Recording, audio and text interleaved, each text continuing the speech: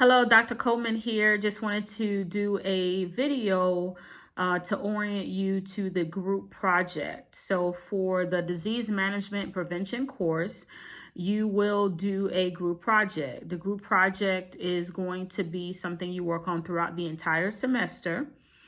You should have received an email from me confirming what group you are in. So please be sure you let me know if you have not received that email. The email simply states you are in group number blank, and I've CC'd all of the group members on the email so that everyone will be in the know in regards to who is actually in the group. So that's number one. Number two, part of what you're doing this week is reading the syllabus. There you will find very specific information about the group project. For example, you will notice that the group project is worth 200 points. You will also notice that the group project is split into two parts. Part 1 is 100 points. Part 2 is 100 points, a total of 200 points. You will notice that Part 1 and Part 2 are due at different times. Part 1 is due earlier on in the semester. Part 2 is serving as your final for this class. You will also notice from reading the syllabus that there are specific questions as a group you are to answer for Part 1 and Part 2. There are two different set of questions you are to answer based on a case study that you choose as a group. So one of the first things you may want to do as a group is identify your cadence for how often you're going to meet, when you're going to meet. I don't expect you to meet in person. We are in the middle of a global pandemic. And if you choose to meet in person, you're welcome to, but it's not encouraged. And as a group, you are to identify a case study you want to work on for the entire semester.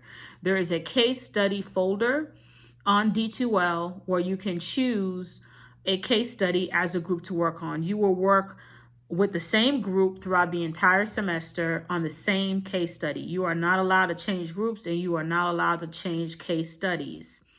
Once you choose your case study, you will answer the questions for Part 1, put it all in a PowerPoint presentation. As a group, you are to verbally record yourself presenting the slides and submit it to me electronically.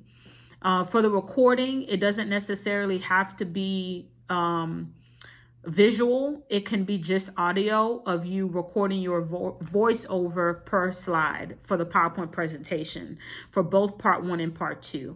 And lastly, for Part 2, you also will have to submit products.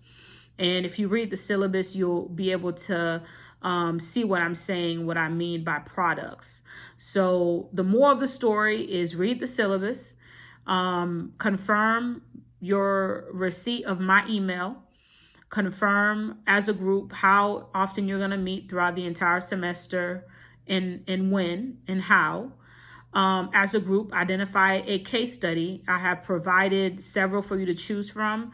If you decide you want to write your own case study, I'm fine with that. I just have to approve it. Be sure to, as a group, realize that you guys will have an opportunity for both Part 1 and Part 2 to grade each other, to give me feedback on participation, engagement, and involvement. And so this is not going to be one of those group projects where you can hide under the table and not do anything. So please know your group members will have an opportunity during the peer evaluation form that will be submitted as part of Part 1 and Part 2, so both times, to rate all of the group members on their engagement and participation. So please be sure to do your part and have a successful project. So this is a quick video to talk about the group project, but it's imperative that you read the syllabus. And if you have any questions, email me as a group. And I keep saying as a group because I don't want anyone to be left out. So if you have a question about the group project and you want to email me, CC all of your group members. That way, when I reply back, all of you will get my answers and reply back at the same time. Thank you again, and let me know if you have any questions.